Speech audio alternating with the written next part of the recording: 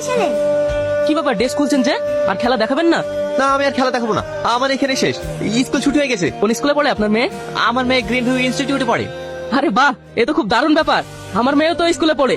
অত কষ্ট করে আপনার মেয়েকে ভালো স্কুলে ভর্তি করার কি দরকার ছিল? একটা সরকারি স্কুলে পড়ালেও তো পারতেন। দেখুন, এটাই আমার কলিজার টুকরা। ও ছাড়া আমার জীবনে আর কেউ নেই। তাই আমার জীবনের একটাই স্বপ্ন, আমার মেয়েকে উচ্চ শিক্ষায় শিক্ষিত করে সের মতো মানুষ করে তুলবো। এই তো মা, এই তো মা, ওই চলে এসি। এই চলো চলো চলো চলো। আব্বু, সবার মা বাবা কত তাড়াতাড়ি চলে আসে, তোমার আসতে এত লেট হয় কেন? আরে শোনো মা, আমার এই কান ধরছি, আর লেট হবে না। এই চলো চলো। আর এক বেলা মা। না, আমি খাবো না। এইভাবে না খাওয়াতে গেলে তুমি অসুস্থ হয়ে পড়বা যে মা। আমার যদি পেট ভরে যায় আমি কি করে খাবো বলো? আচ্ছা মা, এটাই শেষ। এই নাও। বলো না আব্বা, আমার মা কোথায়? ওসব শুনে কি হবে? অনেক রাত হয়ে গেছে, ঘুমাও। আব্বা, তুমি আমার এত যত্ন করো, তুমি আমাকে খাইয়ে দাও, পরিয়ে দাও, কিন্তু আব্বা সবার মা আছে, আমার মা কোথায় আছে? তুই যখন এত করে জেদ করছিস তাহলে শোন, বয়স যখন 7 মাস। ভাঙা মোবাইল ও হাঁসের পালক। ও ভাই দাঁড়াও দাঁড়াও দাঁড়াও, তুমি আমাদের গ্রামে এক সপ্তাহ আসুনি কেন? আমাদেরকে তো অনেক গ্রামে যেতে হয়, সেই জন্য আসা হয়নি। তো লাগবে বোন? হ্যাঁ, আমাকে 2 পাতা টিপ দাও, আর কিছু নেবেন বোন? আর 1 জোড়া এই বাটিগুলো দাও। কত টাকা হলো ভাই? 50 টাকা দেন বোন।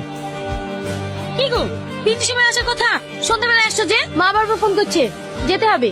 কোথায় যাবা? তোমার মনে নাই নাকি আজ আমার ভাইয়ের ছেলে জন্মদিন? তাড়াতাড়ি রেডি হয়ে যাও।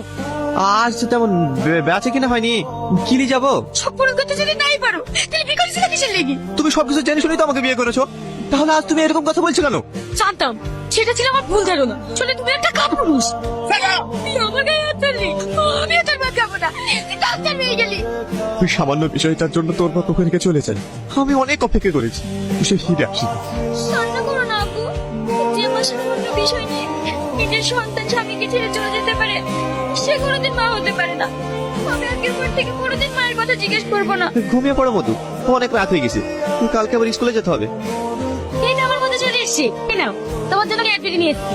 আন্টি, আপনি প্রতিদিন আমার জন্য ক্যাডবেরি নিয়ে আসেন কেন? তুমি আমার মেয়ের মতো, তাই? কেন, আপনার ছেলে মেয়েকে ভালোবাসেন না? মধু, আমার ছেলে মেয়ে কেউ নেই।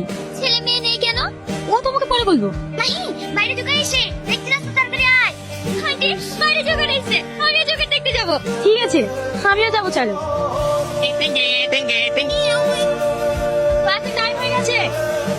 আব্বু, তুমি সবার কাছে জোগাড় হতে পারো, কিন্তু আমার কাছে তুমি আমার আব্বু।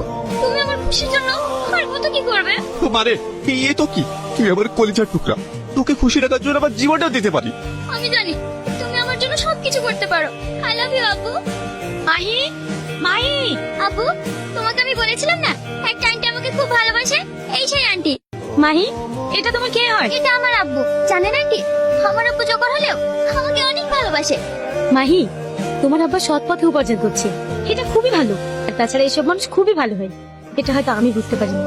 মাহি, লেট হয়ে যাচ্ছে, তাড়াতাড়ি চলো। আচ্ছা দাও, ও যাবে না, আর ও স্কুলে পড়তেও আসবে না, ওকে মন স্কুলে ভর্তি করবো। এই চল বুড়ি। কি লোকটা, বলার আওয়াজটাও কেমন চেনা চেনা লাগলো, আর আমার সাথে এরকম ব্যবহার করলে?